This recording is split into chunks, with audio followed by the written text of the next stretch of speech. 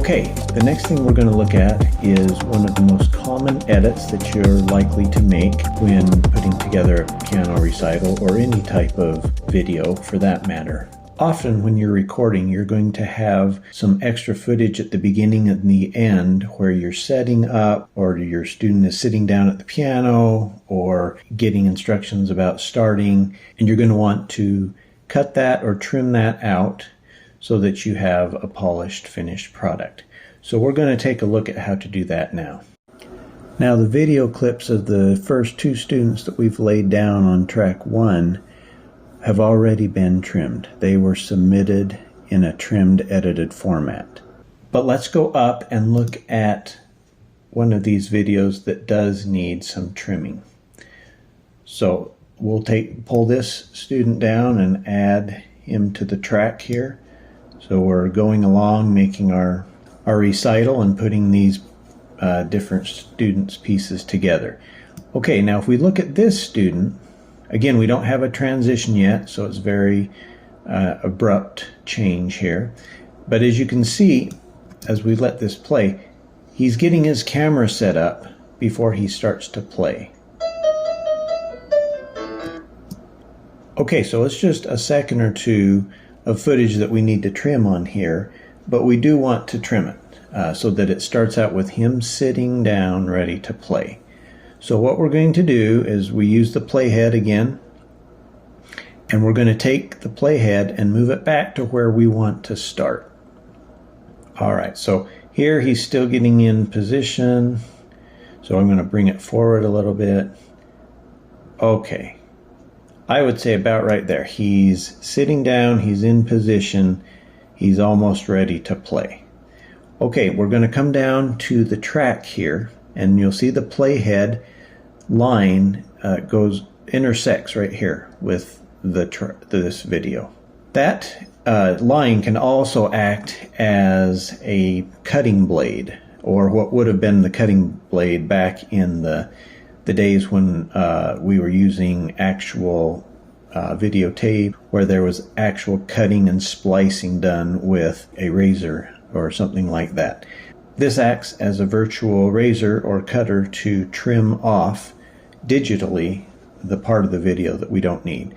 So once it's positioned, there are a couple ways you can do this. The quickest way is to just do Command T, and that's on a Mac. And just so that you're aware, I am using a Mac computer. I'm using a Mac Studio with an M1 chip. Now on a PC, the keyboard shortcut for splitting is just the key S. It's not coupled with Control or anything else. Now if you find that you're confused about what keyboard shortcuts are what, or wishing that a different function had a different keyboard shortcut that was easier for you to remember, there's a cool feature in Camtasia that allows you to change those shortcuts. So you can go up to Camtasia, and then you're going to want to go down to Settings, and then you'll want to come up, this box will pop up, and you're going to want to click on Shortcuts. And then here you will see all of the shortcut sets that are available, and so you can go into any of those and make a change to the keyboard shortcut. For example, if you want to change the splitting keyboard shortcut, you can go up here. It's under Timeline Editing. That's the shortcut set that it's under. Click on that, and then over here you will see all of the functions that fall under that set. And right here, Split Selected Media is the one we're using. Again, because I'm on a Mac, I've got Command T here. But let's say I'm used to using a PC and I've just gotten a new Mac and it's a little confusing. I can click on this, and then you've got a couple of options here. This will use the previous shortcut.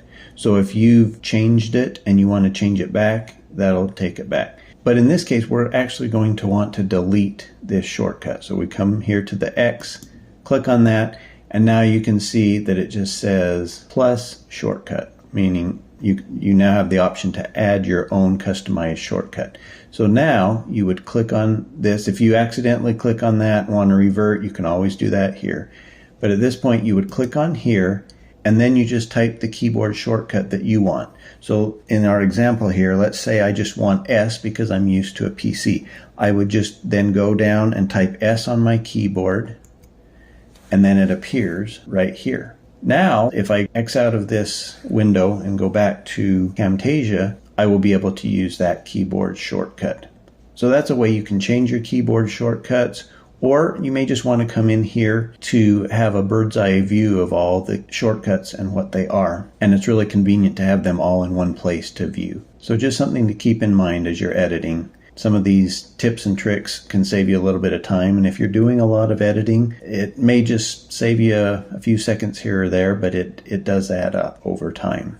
One thing to keep in mind is if you're using a PC, or even if you're on a Mac, it might be a different Mac, or even a different version of Camtasia, you may see some a different interface. If that's the case, or you have any questions, please feel free to reach out to us, because it's impossible to show all of the versions of Camtasia and how they work on different computers. But hopefully this will give you a basic understanding of what to do. So on my computer, on the Mac computer, I'm just going to hit Command T. And as you can see, as I move if I now move the playhead, we now have this part that we have effectively separated from the rest of the video. Now at this point, all you need to do is hit delete, and that will go away. Now when we put this up at the beginning of his video, there's no sitting down or anything. He just goes right into his piece. So that has trimmed off that front, and it's performance ready. Now let's look at the end of his video. So we can take this and scrub through, and you can see here in the viewfinder how you can see exactly what's going on as you move the playhead through. Okay, once again, just at the very end, he's getting out of his chair to turn off his camera. Often these students have a parent that will help them, but sometimes they just have to do it on their own, and so that's fine. You just can. That's why we have these editing tips to trim and cut and take care of that. So we're going to do the same thing on this end of the video. We're going to back it up.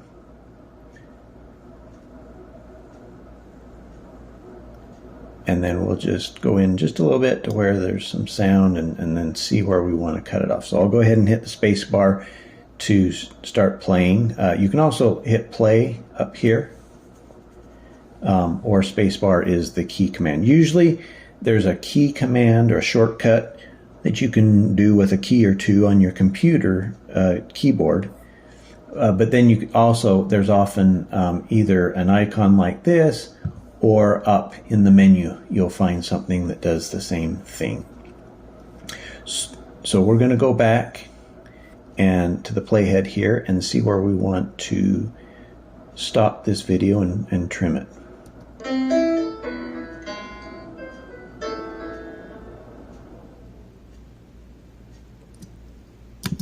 Okay, I think right there's good. His fingers are off of the keyboard, and there's literally just a fraction of a second before he's going to start to rotate in his chair and get up. So I would go again and select this, and this time I'm going to show you a different way to cut using an icon rather than a keyboard shortcut. So you can come up over here, and in this section here we've got all sorts of tools, and if you hover over them you can see here's the cut tool, or Command X. It has the keyboard shortcut in parentheses next to the actual name of the edit and what it does.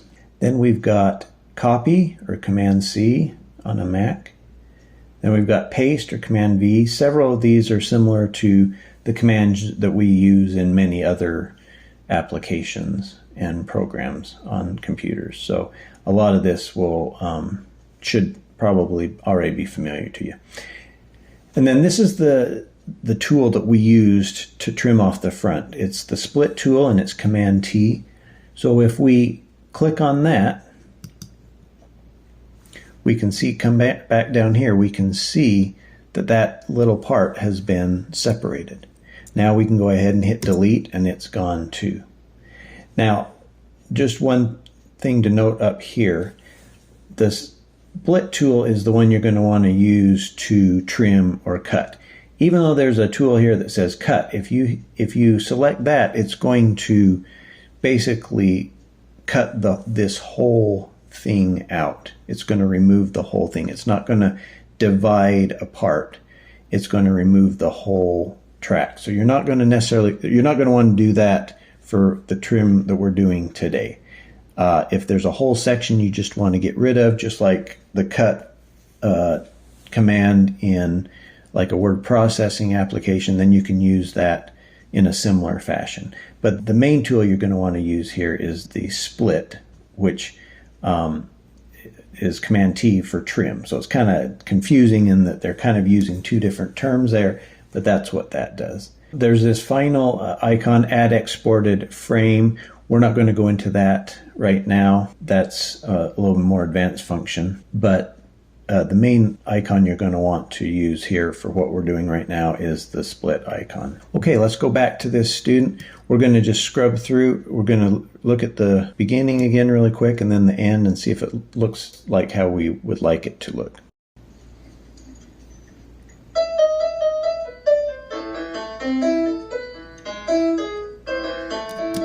Okay, that looks good again, and then let's look at the end here.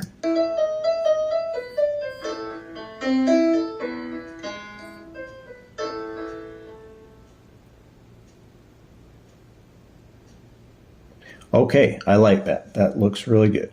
So the next step we would do is, as we're putting this into the recitals, we're going to, because we had this cut here, we've got a space, we've got to move that track over. So you can just click and hold with the mouse and move it over.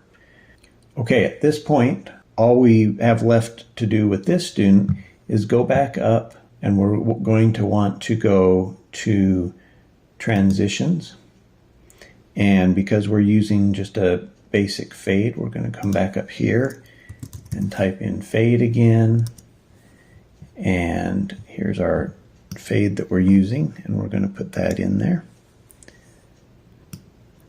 I'll expand this a little bit so you can see it once again, that those green bars. And as we play the end here, we can see that that fades in very nicely. And then we will also take a fade, and we can put one here at the end, and then again see how that looks.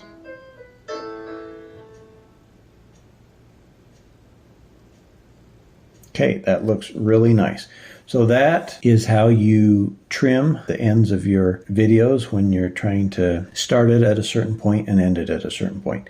Now, there are times where you may need to do some trimming within the middle of the video clip. That shouldn't be something you need to do too often, because hopefully the students are submitting a recital piece as they would play it in a recital, as a polished, finished product. Even if there are errors in that, just like a recital, you're not going to want to cut those out. But there may be an occasion where, as we mentioned earlier, if the individual is playing 2 or 3 pieces and there's some long pauses in between the pieces, but they've made it in one recording, you can go into the middle and cut out those pauses, and then you won't have the long pauses. So that's an overview of how to do some basic trimming and editing of your video clips when preparing for your online recital.